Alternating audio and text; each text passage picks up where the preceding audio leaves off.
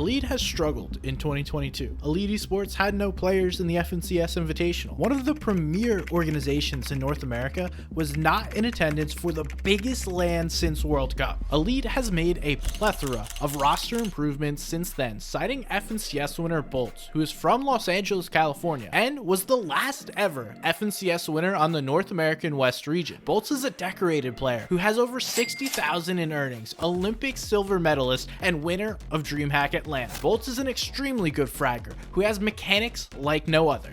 Peterbot, a young kid from Buffalo who has so much upside as a player and a content creator. You are an 8th fucking grade. You are my bitch. Shut the fuck up, bro. You can't yell 'cause your mom, bro. Your mom's gonna beat your ass. Alright, bro. I'm gonna start fucking yelling, bro. I don't give a fuck. So yell. Shut up! Peterbot is an FNCS champion and has 25 official tournament wins with over $200,000 in earnings. After his disappointing performance last year, ending in 39th at FNCS Invitational, will he be able to bounce back and prove he belongs on the global stage? Elite also added his former duo Quanti, an IGL from Houston, Texas, who was DreamHack San Diego champion and Saudi Arabia Gamers 8 qualifier, who is also over $200,000 in earnings. Will Quanti be able to live up to the hype on a global stage in the biggest tournament of his career? Elite then went on to add one of the most decorated Fortnite pros in the past 2 years, Yamzo. The Canadian pro has over 270,000 in earnings and 26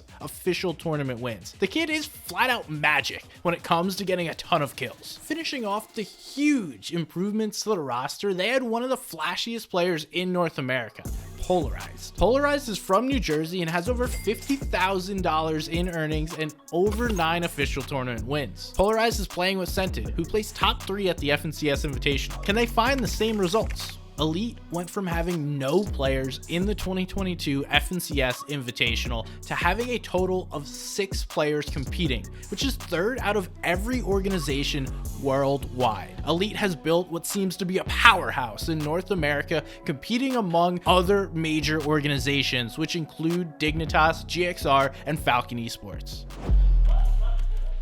How did you spend your first few days preparing for Copenhagen? I spent my first few days here at Copenhagen. I was just playing when we have our sessions and VOD reviewing and playing the scrims that were provided here. We went in the VODs, we made sure we created surge strats, we made sure we know how to rotate out of our drop. We just prepared by getting some surge aim going. How are you feeling going into Heat 1? Going into Heat 1, I'm feeling really confident due to the fact that it's top 25 and you only need 1 to 2 good games to qualify. I feel pretty confident, but a little lost. I don't know what to expect. I don't think anyone really knows what to expect, so that gives me a little bit of confidence. But once again, it's my first international LAN, so I'm not really sure what to expect. Which team or player at this LAN event are you most forward looking to competing against, and why? Probably Study and Cammy, because they're just so good and they VOD review and they learn the little stuff that most teams don't, and they have everything down to a patch. Probably Queasy and Beno, because they LAN next to us, so I'm very interested to see what they try to do on us. They're definitely a very good team, and I know for sure they're going to try to make some strats on us, but I'm sure we have some counters to that. How do you decide on your in-game strategies? Can't say. Fair enough. What are your thoughts on Bolts? I think he's very talented. He's one of the best genetics I've ever seen. He's one of the best fighters on the region, so it's super nice playing with him. What are your thoughts on Thorg? He's very hardworking. He always comes in with a game plan. The FNCS we won, I don't think anyone outworked us. I knew we were winning. He put in hours a day. Even when I wasn't grinding, he was grinding. I'm gonna admit it. He carried me to that Grands win. I'm not gonna lie. I think Thor's just very hardworking. I like that about him.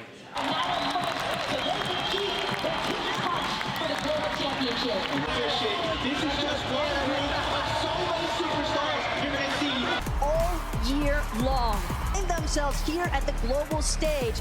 That is the embodiment of mental fortitude. I've picked today, not in order, will be Queasy, Vino, Yamzo Rise, Murstache Jason, Cammy Seti, and Boogan Threats. And we're talking about top 5 will be Yamzo Rise, incredible player, Cammy Seti, Vino, Queasy, there is a thing such as tournament jitters, and Tayson definitely seems to have an issue with that. Or how you say his name. Neither side particularly scared. What did I say? What did I say? Oh yeah! What did I say? We have one. Convert here or go head-to-head, toe-to-toe with Malabuka. Malabuka just has a singular build. He goes for the open exchange. And now Kanata's going for the push. Come on, buddy. You got this, my Asian brother. My Asian brother. The first tag. Can You're nervous, my Asian brother. He's on. Let's go! Give me that 20. Give me that 20. Doesn't have much to work with. He also can't get up and over. It's going to come down to the siphon. And whether or not to get a conclusion, Vino does. Get in here. Finds the stroke in the finish.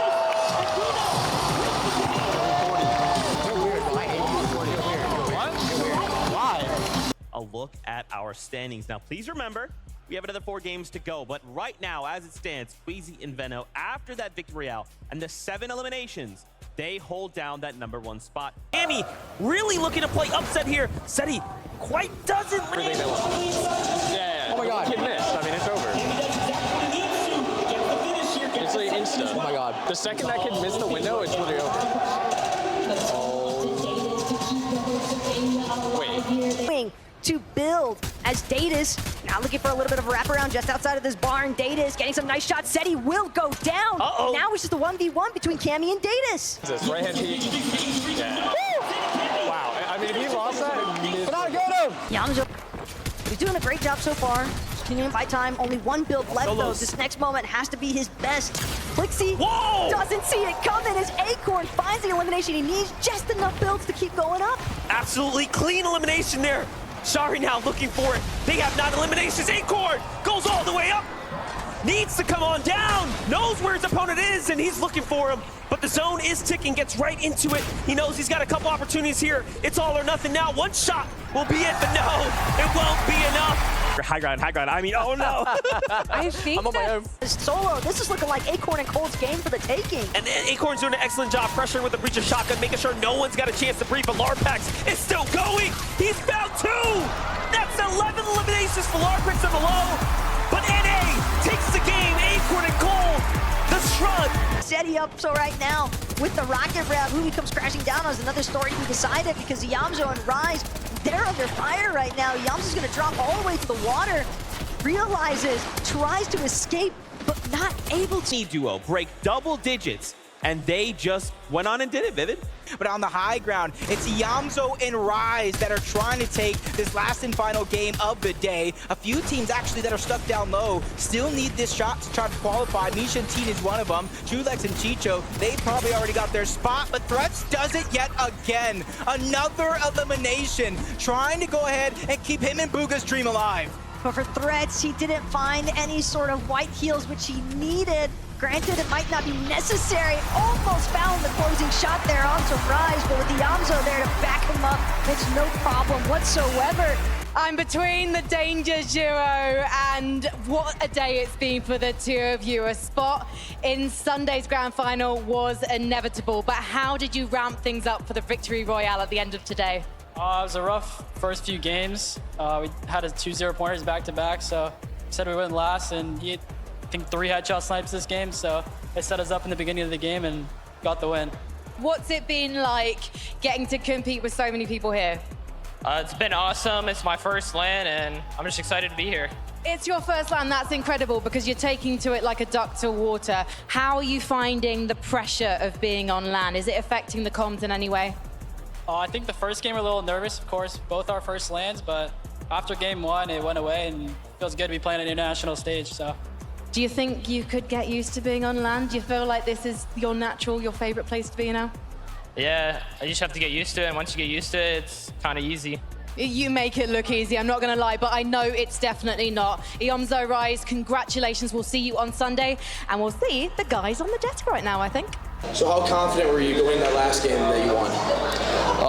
I said let's just finish the day off on top 5, and we ended up winning it and it put us 4th. When did you know you were going to win the game? Or did you even know if you were going to win the game? Like I said, we were going into the game thinking like let's just get a top 5, because like going into the game we were top 13, so I just said let's finish top 5, and like I looked up at height, it was wood, and I chopped it, and I just knew it was a win because it pulled up the mountain.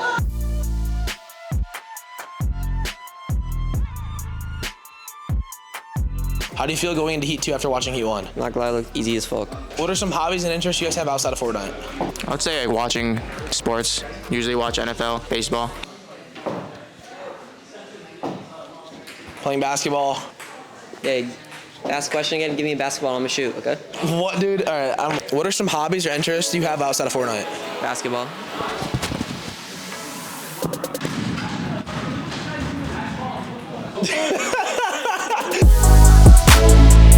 Give it up for Byla and Peterbot, two of the most dominant players on NA, with a championship already under their belt. They're looking to perform that here once more. All the way from NA, let's give it up for Quanti and TK. They have showcased amazing skill for a long time. They are here for the finals, and that trophy is waiting. Let's hear it for Scented and Polarized. All of the FNCS experience has been put to use. It's now or never for these guys, and here they are to show it.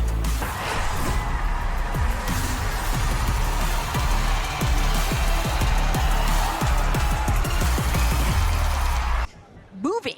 And you've got the French fans cheering for them. It's just awesome to see that kind of display. One of the best controller players in the lobby.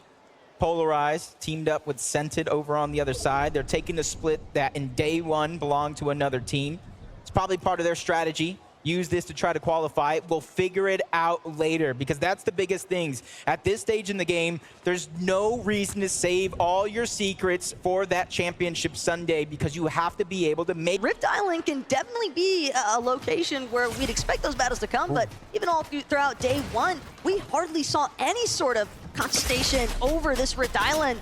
Sent it on the way up, though. Definitely having some issues as far as maintaining his shields are concerned. Those are going to be completely depleted. Granted, they have ample shield potions to make up for it. First, on the other hand, won't make it through. Cooper going absolutely nuclear with the back-to-backs here. Cooper just won't let it go. He's actually got it. There's actually so much to talk about. Really quickly, let's highlight the duo in second place there, Cooper and Nero. We saw. And as far as Polarized and Scented are concerned, again, it's not uncommon to see players willing to just look for these surge tag opportunities, build up a little tower temporarily close to their initial drop spots, try and see if they can tag anybody else who might be in the middle of their loop path. But as far as Polarized is concerned, when there's a push at the top of a building, and you know that building's not initially supposed to be there, Jacob, Quanti and TK, they seem to have found a slight gap. Nobody else quite discovering them just yet. PH and Ketos, though, they've managed to make a resurgence for the high ground. Pixie and Cheatin down below on the opposite end of the spectrum. They're still forced to deal with some of the congestion that remains. Rice and Chubbs have a chance. Brute win from the high ground, win from the low ground as Pixie takes down PHN, saving that siphon for later. Now it's going to come in handy. As soon as somebody else does eliminate it, that is going to be TK who cleans that one up. Only one player here left as a solo. Quanti going around, goes for the high ground. That's Ketos, the final solo. He gets dropped in the palm of his hands, but he dunks on him as Cheatin picks up that elimination onto TK. Quanti falls. Top two situation with Cheatin and Pixie being our final duo left alive. Ketos, on the other hand, using that early high ground to his advantage, but it only lasts for so long. Cheatin and Pixie take the game. Three players are running around as solos. Byla is going to be one of them, but the Kings on top of the castle for now is going to be Polarized and Scented as they fall down below. Calgamer was another one. A nice shot's going to be landed, but no resources continue to build up for Polarized, but Scented is there. They put the pressure on. A lot of damage, and the siphon goes through. They clean house to take him out. Byla flies next. 2v2 situation. NA versus NA. Duke and Edgy versus Polarized and Scented, but this is going to be drawn. Moment. Polarized and Los, though, they're not looking to let it go anytime soon. Up the center and immediately taken back down.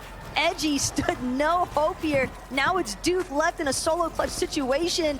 Two of NA's finest directly above him. What? Massive shot though onto Scented. Duke with the back-to-back, and it's a victory royale out of nowhere. I thought their finals run was insane enough, but they have topped it tenfold. Probably one of the best clutches we have witnessed in Fortnite history. Down he goes, and it's now a 2v2. That's gone, and Pingu at the bottom. Fall damage is real on the Vico, but he gets the trade at the bare minimum. And trying to do just enough, playing a game of peekaboo, but he's still below the damage threshold. One tag, but no! Byla finds him, but did he do enough? enough. Did he get to top 20 or not is the question. It's going to be so very close. How many points did he earn? Back into the game, though. The line is there. Peterbot is firing his way up to the top, and he's still going. Finishing the job that Epic left off. A clean finish there on to wrap it. He's hoping and praying that every one of these teams are below him are getting eliminated by people who already have their spot secured, just like Peterbot and Bylaw. They're inside of that top 25. They're trying to push themselves even further, and he's hoping that it's them who take down some of these players. Moneymaker, Fnayan are going to be right below Bylaw. That's one of the teams that needed a big game here on the day. High ground's going to be stolen away from TK and Quanti. One of them's going to go down. The crash landing comes through, but Peterbot just dunks him out of the lobby. Peterbot turning online now, but he loses Bylaw in the process now by himself. Peterbot has definitely done enough to get to Sunday finals. At this rate, it has to be. But Groles on the low ground here for Clownski has to put up the numbers. This is incredible. If he does enough, he can actually push players out of their top 25. This is one of the few players that needs a little bit more. But Deal's in front of Peterbot. There's still a few top teams in the running here. Yeah, there's only just a couple of teams outside of that bubble that need these big points. Top 7. Every single player left is going to be solos. Peterbot falls. He was just on the bubble as well. Noxy getting an elimination onto Lucy. Final 4 players. This is it. These are the moments. Noxy falls. 1v1 situation. Fadil versus Groles. A player who already has a spot versus a player who needs a big win. Groles goes down. Fadil takes him out. But who qualified? That's the question we're asking. What a well-played fight it was, and Badil and Savage get a win like we know they should. Absolutely deserving, and you have to give him the crown. We'll be seeing them at the finals. Yeah. How much they have each other's back, and look at that. First place coming out of the lower bracket with 249 points. Hello Elite fam, so today's gonna be the Copenhagen Lan, and this video is sponsored by big old EarthLink. Yo, Peter's a ladies man. Yo, Peter's a ladies man.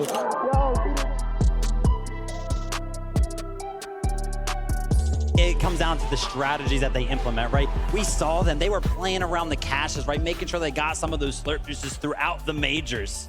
Look, they've been coached by BloodX this year, and they've been looking like a lot of the other BloodX teams you see in EU, where these guys are comfortable. They'll look up for height when it's available, but even if they don't get it, they'll play those mid-ground layers to perfection. Yomzo, one of the best fraggers in the world, he's been unbelievable, mastered everything you can master in this game, and Rise as an IGL, so comfortable, so cool, so calm, so collected, always ready. Yeah, and sometimes we talk about strategy, right? And usually teams, they kind of have something that they like to play into. But for Yamzo and Rise, I feel like they are just good at every single one, right? High ground, mid ground, and low ground. It was perfect timing with A trying to plan an escape. And they just bulldozed their way right in. You could see why. Barely being 118 above the damage threshold. At that stage of the game, they were probably below. Here we go. The only solo left alive. Well, you saw him moments ago. It is going to be Seti. Cooper and Miro almost won a game yesterday. It was stolen away by both Bryce and Chubbs. Now they're going for some toe tags on Apoyo and Spheaks. NA counterparts going at it. I drop on the other side, but he gets taken down by the NA duo. Huge shot by Miro. Trying to go back to back, but they fall down the mountain. That's going to allow for Apoyo to survive momentarily. But Cooper hot on the chase. He sacrifices himself to go for the elimination. Seti out of nowhere. Final 2 teams. Miro's trying to stay alive, but there's one duo still left alive, but it's actually a knock. Miro versus Sphinx. NA versus NA to take game number 1. Incredible that NA will secure this here, but it's a 1v1. Old blood versus the new. Basically, Miro showing, hey, I'm the big dog of the region. Sphinx says, I want to prove that I can do it. We already know he's got the mouth in him, but can he put the bullets where they need to go? He needs to put some respect on his name. Miro running out of builds. That's his last chance. He falls all the way down. Miro goes out. That is Poyo and Sphinx. That is their second victory royale on the weekend. Everything they need to succeed.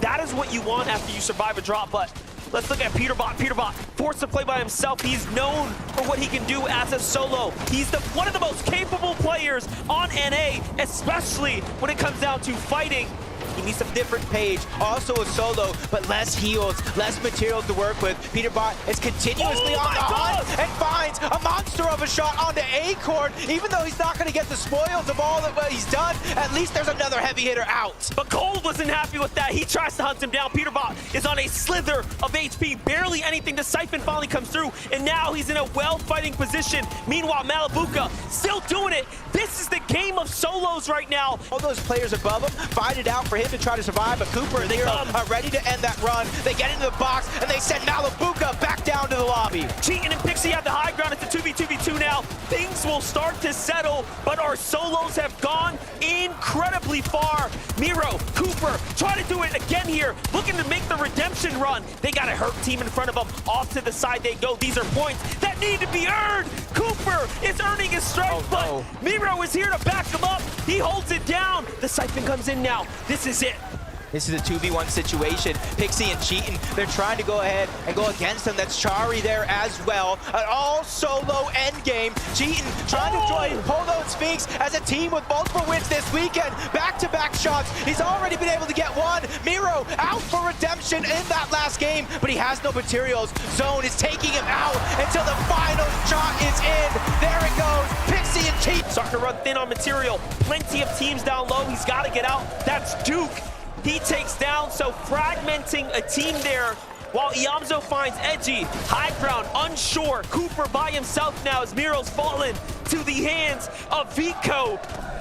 And they have the experience, but this is the first time they're in an in-person arena with a crowd this big, with this much on the line. And so is Cooper. No way. And he is still going.